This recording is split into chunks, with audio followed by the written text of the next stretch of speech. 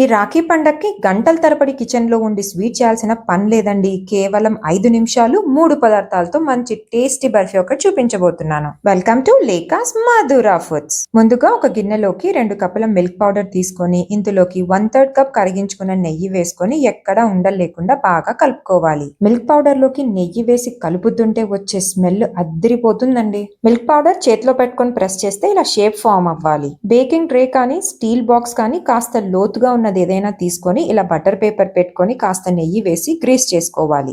ఇందులోకి కట్ చేసుకున్న బాదం, నచ్చితే కాజు, పిస్తా కూడా వేసుకోవచ్చు. పిస్తా లేకపోతే ఇలా గుమ్మడి విత్తనాలను కట్ చేసి వేసుకుంటే కూడా సేమ్ లుక్కే ఉంటుంది. ఇప్పుడు ఒక పాన్ లోకి 1 కప్పు చక్కెర, 3/4 కప్పు నీళ్లు తీసుకొని చక్కెర పూర్తిగా కరిగేంత వరకు మరిగించుకోవాలి. బర్ఫీ కాస్త సాఫ్ట్ గా ఉండాలంటే సన్నని తీగపాకం పడతాం. సన్నని తీగపాకం కంటే కాస్త ఎక్కువ ముద్రు పాకం పట్టాలి. ఎందుకంటే ఇలా చేస్తే దాదాపు 30 డేస్ వరకు నిల్వ ఉంటుంది ఈ బర్ఫీ.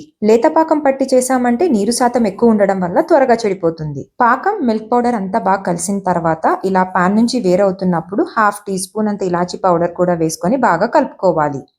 ఇప్పుడు వెంటనే మనం ఇంతకుముందు ప్రిపేర్ చేసుకున్న ట్రేలోకి వేసుకోవాలి. స్పూన్తో ఇలా మొత్తం స్ప్రెడ్ చేసుకున్న తర్వాత ఒక ప్రెసర్ తీసుకొని కొద్దిగా లైట్ గా ప్రెస్ చేసుకుంటూ సెట్ చేసుకోవాలి. పైన కట్ చేసుకున్న బాదం, పిస్తా లేదంటే పంకిన్ సీడ్స్ వేస్తే చూడటానికి అచ్చం హల్వా షాప్ స్టైల్ లుక్ వస్తుంది. ఒక 10-15 నిమిషాలు అలాగే వదిలేసామంటే బర్ఫీ సెట్ అయిపోతుంది. ఇప్పుడు ఇలా సైడ్స్ నుంచి సపరేట్ చేసుకున్న తర్వాత బటర్ పేపర్ ను బయటికి తీసేయాలి. ట్రేలో బటర్ పేపర్ వేసాం కాబట్టి ఈజీగా తీసేయగలిగాం. ఇప్పుడు నెమ్మదిగా బటర్ పేపర్ నుంచి ఇలా బర్ఫీని సపరేట్ చేయాలి. చూడండి ఎంత నీట్ గా పర్ఫెక్ట్ గా వచ్చిందో, సేమ్ హల్వా షాప్ స్టైల్ లాగా.